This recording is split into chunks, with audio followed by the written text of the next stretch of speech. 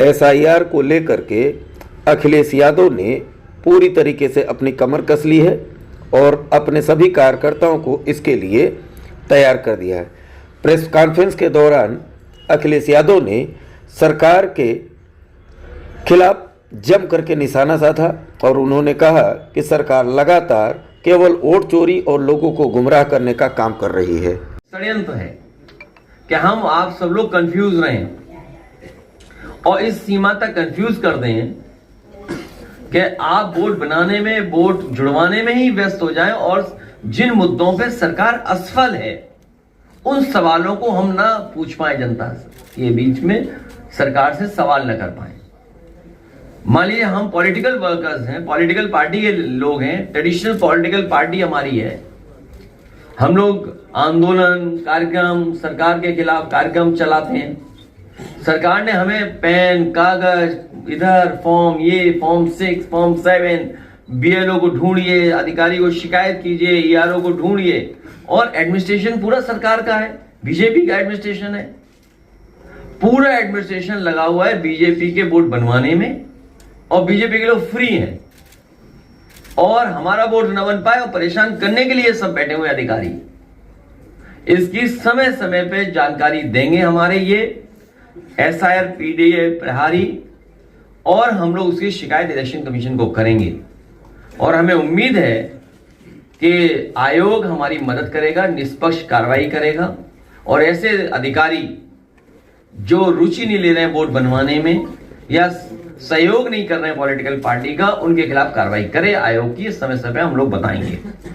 और इधर देखा होगा आपने कि हमारे मुख्यमंत्री जी बहुत कम्युनल स्पीच देने लगे हैं।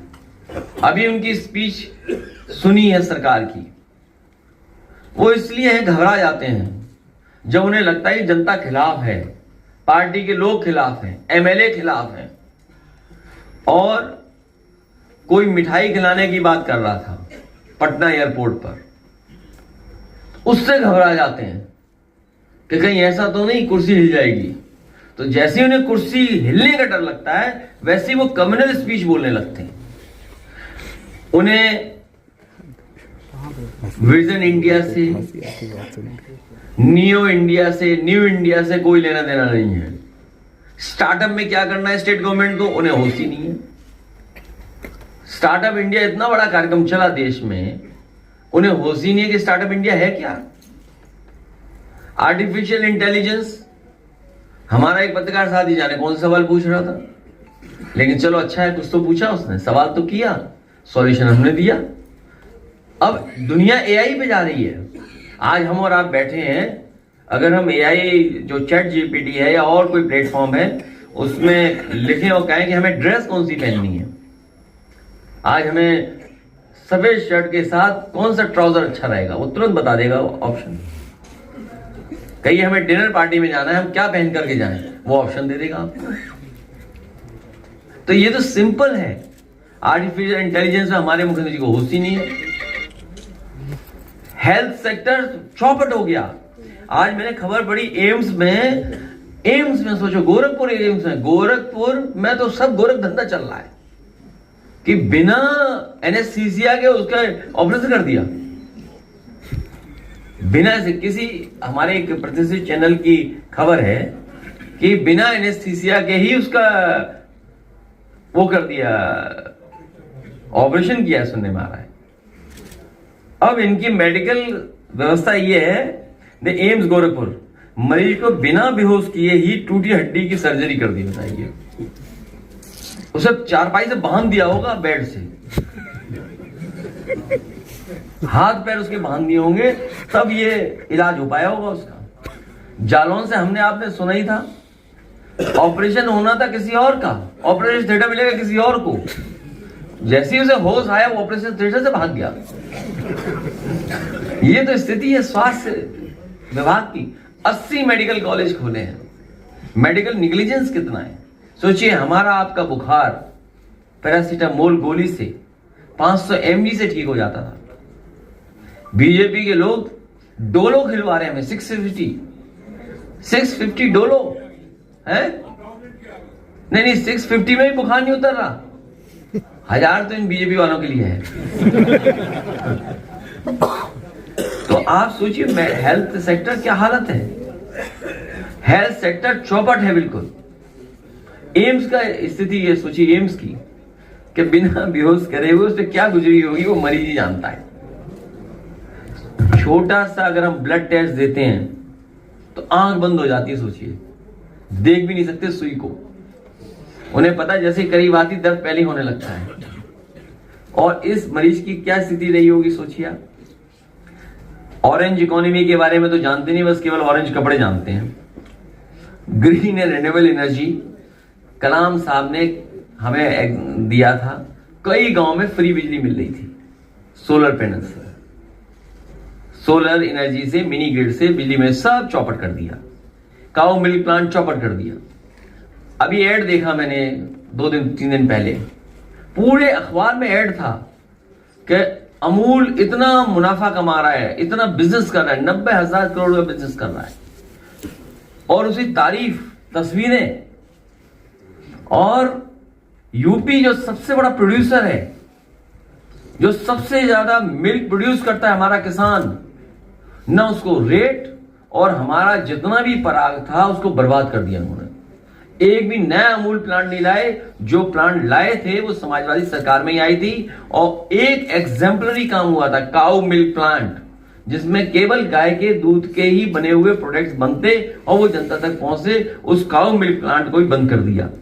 Agrarian economy, new food culture, healthy food, आजकल इतने प्लेटफॉर्म है, लोग जागरूक हो रहे हैं। सरकार खुद मिलेट्स खिलाना चाहती है। इतने प्लेटफॉर्म्स हैं, इतने यूट्यूबर्स हैं, इतनी जानकारी मिल रही है, लोग हेल्थ कॉन्शियस हो गए, फूड कॉन्शियस हैं कि हमें क्या खाना खाना है, हमें कौन सा प्रोटीन खाना है, हमें कब कार्बोहाइड्रेट खाना है, हमें कब आलू खाना है। आलू की जाने कितनी सब्जियां आ रही हैं। तो आजकल यूथ अफेयर्स में जीरो सरकार। अच्छा, वुमेन एंड चाइल्ड डेवलपमेंट और स्पोर्ट्स में जीरो सरकार। पॉवर्टी कह रहे जीरो पॉवर्टी, और उदाहरण दिया कि कहीं जीरो पॉवर्टी कर दी उन्होंने।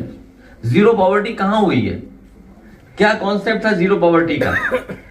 अनएम्प्लॉयमेंट बढ़ता चला जा रहा है। ये एसआईआर इसलिए हो रहा है कि नौजवान अपनी नौकरी ना मांगने लगे, पॉलिटिकल वर्कर्स जॉब उसकी बात ना करें, इसलिए एसआईआर कर दिया। और जैसे ही एसआईआर खत्म होगा, पंचायत का चुनाव करा देंगे और फिर चुनाव आ जाएगा। बरसात का 1 महीना निकलेगा, उसका चुनाव शुरू सितंबर से उत्तर प्रदेश का। और आखिरी बजट में क्या दे देंगे, क्राइम, लॉ एंड ऑर्डर। जो समाजवादी सरकार की बनी हुई व्यवस्था, डायल 100 रिस्पॉन्स सिस्टम बर्बाद कर दिया। कल अखबार में सुना, मैंने पढ़ा कि कुछ नई गाड़ियां खरीद रहे हैं, उसमें भी कमीशन ले लेगी सरकार।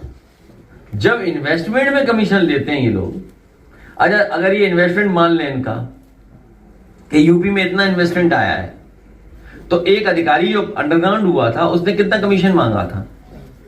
तो जो आ चुका है तो उतना तो कमीशन दिया होगा ना उन्होंने। कमीशन जा रहा है, इंसेंटिव नहीं, कमीशन जा रहा है। यहां तो इन्वेस्टमेंट कम, कमीशन ज्यादा। लेबर एंड सर्विस सेक्टर, हमारे मजदूरों को बुरा हाल है।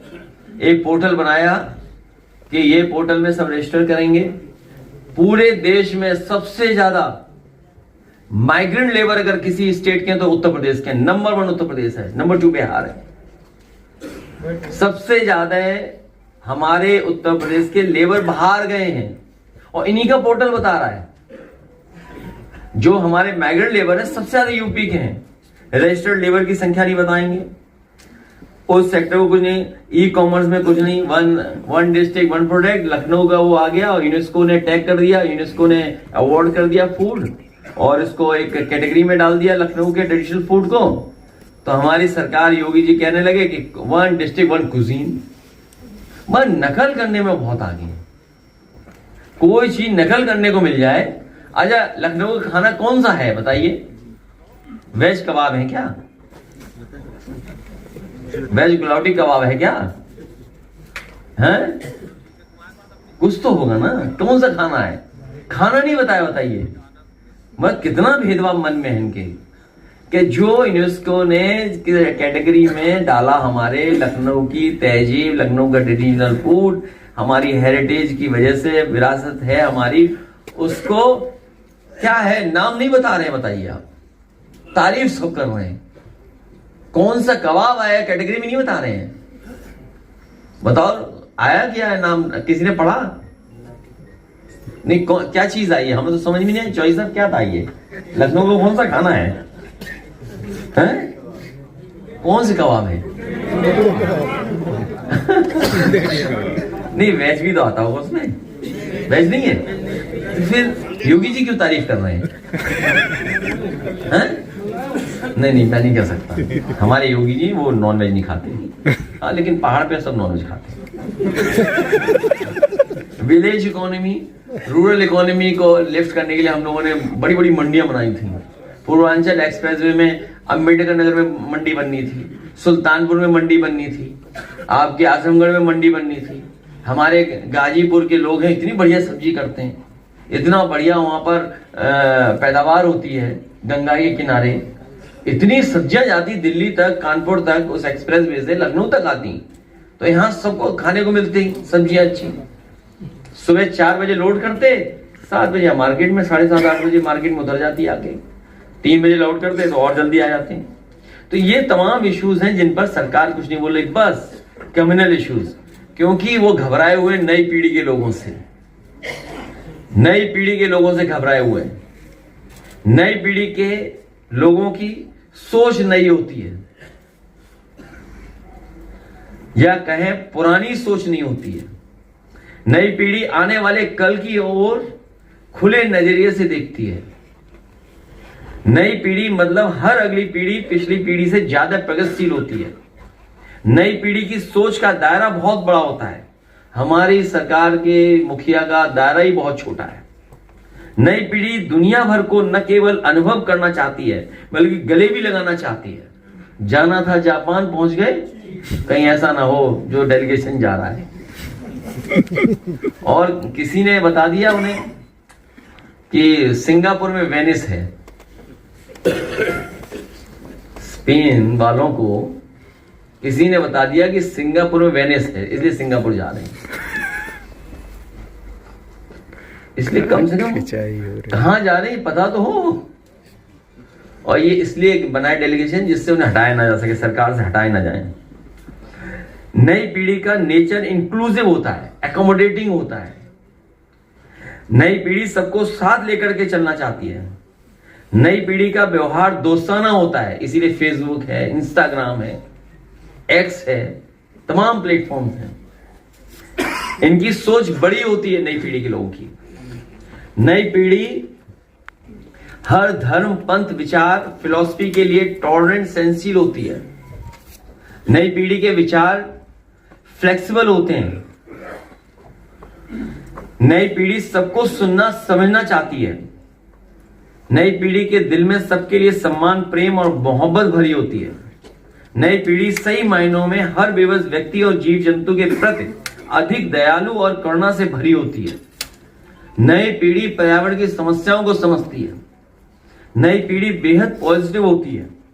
नई पीढ़ी आधुनिकता को अच्छा बनाती है क्योंकि मॉडर्निटी नई दिशा दिखाती है, सोच के लिए बड़े रास्ते बनाती है। नई पीढ़ी इंसानियत, बंधुत्व, इंसानियत से भरी होती है। नई पीढ़ी अमन, चैन और तरक्की पसंद है। नई पीढ़ी खुद भी खुश रहना चाहती है और सबको खुश देखना चाहती है। लेकिन एक ऐसी सरकार के लोग हैं जो खुद भी दुखी हैं और दूसरों को और दुखी देखना चाहते हैं।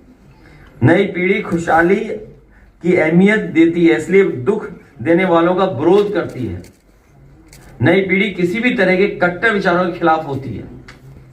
नई पीढ़ी सांप्रदायिकता को समाज और अपने वैश्विक विचारों के विस्तार के लिए खतरा मानती है। इसलिए मैं नई पीढ़ी के लोगों से नए विजन के साथ न्यू इंडिया और नए भारत के निर्माण उत्तर प्रदेश के लिए लगातार उनका सहयोग और समर्थन के लिए हम लोग कार्यक्रम करेंगे। और डिक्लेरेशन है हम लोगों का कि हम लोग क्या करेंगे, और हमारे पास एग्जाम्पलरी काम पहले से हैं जो किए हैं। आप बताओ बलिया कितनी जल्दी पहुंच जाते हैं? अब एक्सप्रेस वे से केवल बलिया अगर जोड़ देती है सरकार, बताइए 4.5 घंटे पहुंच जाते हैं। तेज में चल रहा, तेज में चल रहा, तेज में चलो। ये हमें और आपको स्वीकार करना पड़ेगा कि भारतीय जनता पार्टी रणनीति के तहत ये सब एग्जिट पोल या टीवी चैनलों को वो नैरेटिव और परसेप्शन क्रिएट करने के लिए देते हैं। और ये बात भी छिपी नहीं है कि अगर चैनल्स को फंड न किया जाए तो चैनल्स नहीं चलेंगे, क्योंकि उनका प्रतिदिन का खर्चा बहुत है, महीने का खर्चा बहुत है, वो कैसे खर्चा निकलेगा। और फिर जो एजेंसी सर्वे करती हैं, जो एजेंसी सैंपल करते हैं, पता नहीं सैंपल कलेक्शन क्या था, जैसे यूपी का उदाहरण है, तो उनके एग्जिट पोल में और उनके अपने सर्वे में तो 2 ही तो जीत रहे थे, कि एक भी नहीं जीत रहे थे हम, हैं? नहीं, एक भी नहीं जीत रहे थे। अगर सही तरह से उनकी सुना जाए तो बीजेपी पूरी हरा रही थी, हमें 0 कर रही थी। याद कीजिए, आप याद कीजिए। और फिर क्या हुआ, उनको कितना बुरे हारे। और सच्चाई में कह रहा हूं, जिला अधिकारी उस समय का फर्रुखाबाद का बेईमानी नहीं करता, बेईमान जिला अधिकारी था वो।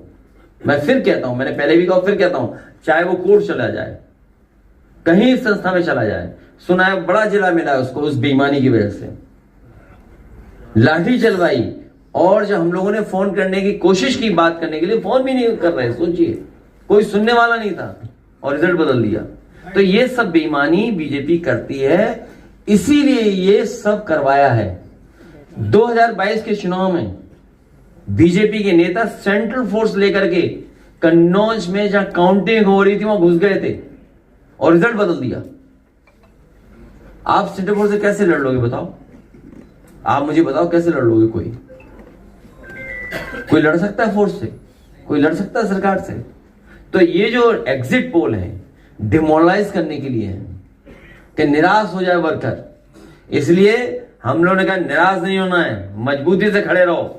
इनकी चंडीगढ़ वाली चोरी सबने पकड़ी है, और सीसीटीवी और तमाम चैनलों पे और तमाम कैमरों पे इनकी चोरी लगातार पकड़ी जाती है, बेईमानी पकड़ी जाती है, इनकी हरकतें पकड़ी जाती हैं। तो बताओ, चंडीगढ़ में चोरी किसने नहीं देखी? बताओ, कोई चैनल बता देना देखा हो। सुप्रीम कोर्ट ने क्या कहा था? तो ये केवल भूमिका तैयार करना है जिससे बेईमानी कर सकते।